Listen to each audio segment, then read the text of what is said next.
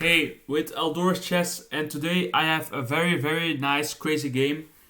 It's a London system versus a King's Indian defense, where black fianchettos his dark square bishop. So we start off with d4, knight f6, and we have the typical London system, where you go for this kind of maneuver.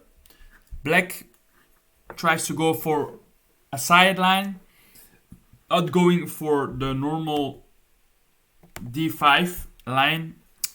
Very symmetrical, maybe boring. So he goes for something maybe a little bit more sharp, maybe more fun to play. And now we start with already a very weird Jobava-esque London. But in this position, it is not very often that people play this because you stop the development of your c2 pawn and you have less queenside possibilities because your knight is actually kind of bad placed. But it is very strong for your e4 square. So you can push your pawn in the center. But white doesn't do that. Black tries to play normal, go for this. In a London system, now his bishop is kind of nullified. It's less powerful. Castle's normal looking move. And I think white is too optimistic in this position. Darth Vader is too optimistic. I think this is an overextension from Darth Vader. I think this move is good, but it's too early. So black punishes it with this. And if you take, then now we can just retake with our knight. And we have a very comfortable position. But there's more behind this move. Now the queen is also free. And your knight is not that good placed. So here we have this. And now the fun starts for black. We already have loads of trouble and pressure for white. His knights, maybe this knight can go here. Everything is kind of not working together. And there's a lot of tension in the position. So what's the problem in this position? The problem is this knight is pinned. Only this pawn protects. This bishop, when it comes alive, it will be so difficult for white to stabilize the position. And white plays this move. Why? Because I think, let's say we make a stupid move. White was probably already afraid of something like this, which it's kind of maybe kind of ugly for white. But Darth Vader decides to protect his e4 pawn with his bishop, but this just hangs a pawn, because let's say you take, now we're up a pawn and your position is getting horrible. Let's say you do something, this is totally lost. Even though black is behind in development, black has two central pawns and is just going to convert into an easy endgame. So instead of doing white, Darth Vader just castles. He says, okay, you have your pawn, but maybe I have development. And here we have an exchange of pieces. And in this position, Goku makes a horrible mistake. There's actually a tactic in this position. So, can you pause the video and find the tactic? It's not this, which is also winning, but just the easy looking fork. And now your bishop and your knight is hanging. And in this position, Darth Vader is totally busted. He's totally lost. But Goku goes for a development move instead of going for this pawn. So in this position, black is better. Black has two central pawns, up a pawn. But it's still kind of dangerous for black, because even though you're up a pawn and you should be winning, white has a lot of. If you look at the board, white has a lot of pieces near the king, so it's not as simple as it looks. So white tries to pin the knight, putting pressure on the knight. White relieves the pressure. It's not going to be like this because then you just lose your bishop for nothing. So it takes, and we have this. So black is really trying to exchange as many pieces with being a pawn up, but slowly, black's position is kind of getting worse. Even though white has opened up this diagonal, he still has a bishop of his own. And black is kind of... although black, if you put on the engine, black is much better. But white does have some counterplay on the king side. And this queen is kind of stuck on a5. So it's much better for for black, but white has a simple plan. Just attack and win the game. So black is now going to go for this c5 weakness, c3 weakness, because you can never push the pawn, because then you create just another weakness and your pawns are split. And black is going to go for a queenside attack. But in this position, black just improves his position, but it's getting very, very, very sharp. Because, let's see this position. Black is up a pawn, but he's not going to play h8. I think he didn't like it. But when you have a fianchetto square and you exchange a bishop, there's so many tactics. This pawn is going here. There's a lot of initiative for white. His queen is offside. I think this rook is maybe better placed. And he's going to go for an all-out attack. And if white cannot stop him, he has lost the game. So he goes maybe for doubling the rooks or going for a second rank defense. But white doesn't care. And now black's king is very naked and there's a lot of weak squares in his position. And white has a great knight. His queen is much better placed than this queen. This rook eyes a lot of weaknesses. He can push his pawns. And black's pieces are kind of stuck here. So white has a massive initiative, as you can see, and now he just pushes the pawn.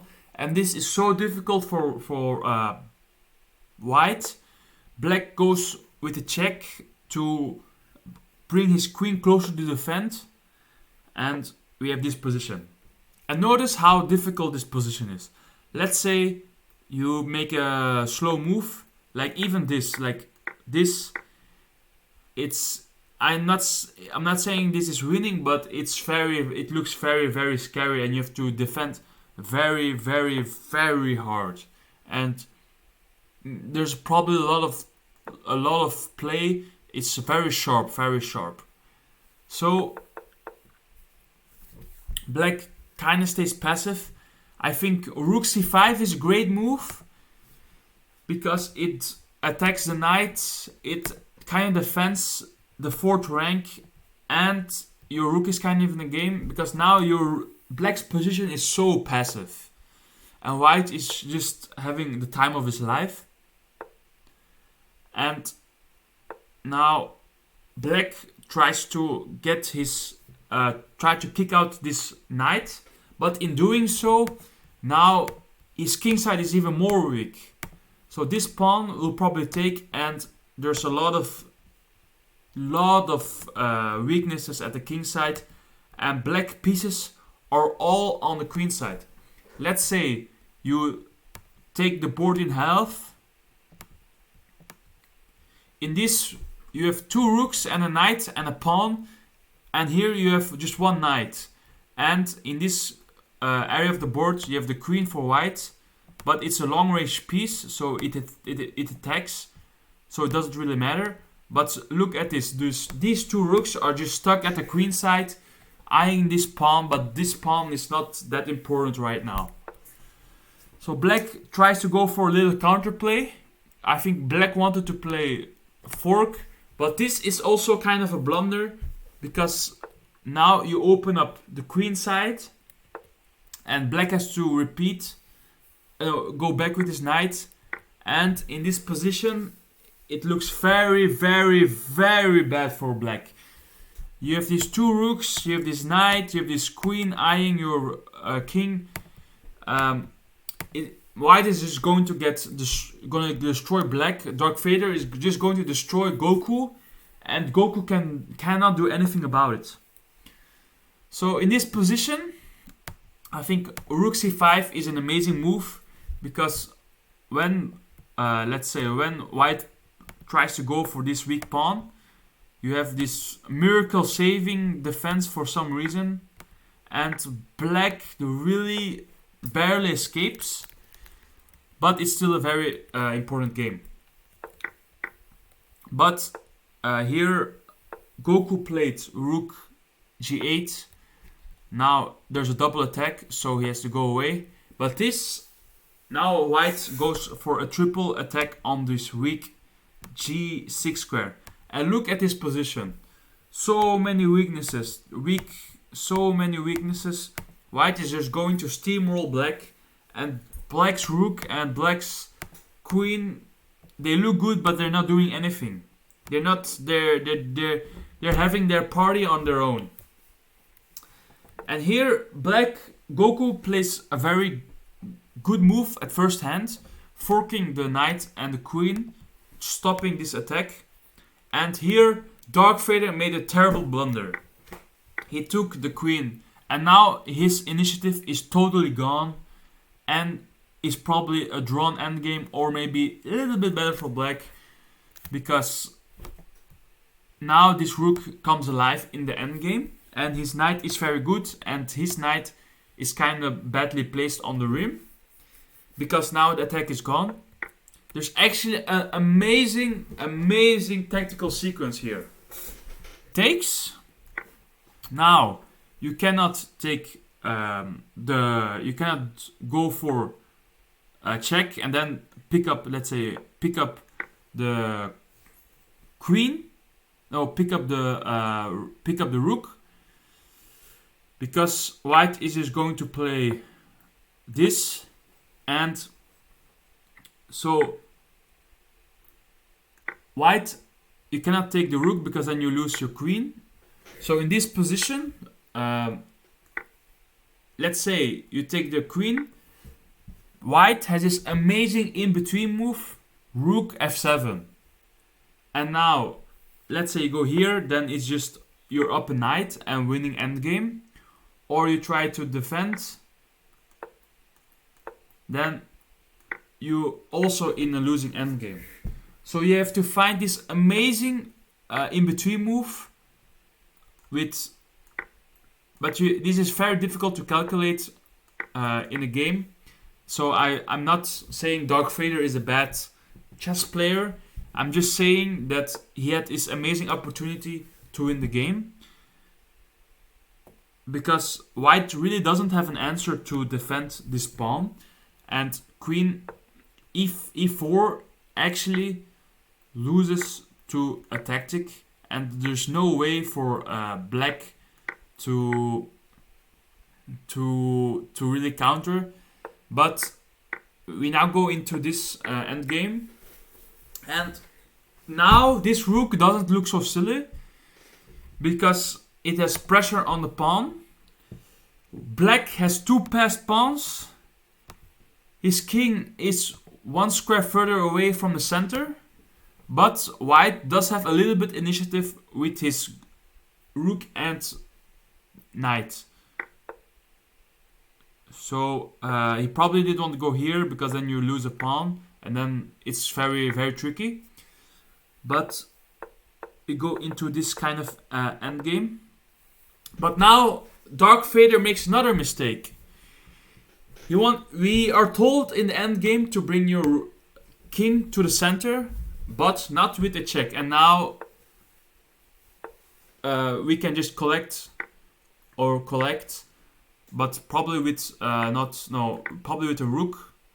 So in this we have probably an equalish endgame, but after this it's totally busted because look at this knight. This knight isn't going anywhere. It has to reroute. This king is going to be stuck on the 7th rank. And we have 2 passed pawn. And this knight for black is an amazing octopus knight. And with octopus I mean he has 8 amazing control of squares. This is a very, very difficult endgame. It's practically lost. But then Darth Vader makes another big blunder. But this is a huge blunder. He goes from a little bit better to just totally lost. Checkmate lost. He plays rook e2. He probably didn't want to go into a knight endgame where black is just going to just collect this pawn, and you cannot have counterplay because your king is very goodly placed in a weird way, and you're just going to either promote your pawn on the side or promote in the center. But this loses just to a checkmate, and black wins via checkmate. So a very sad ending for Darth Vader, but amazing comeback of Son Goku. So I hope you enjoyed this video.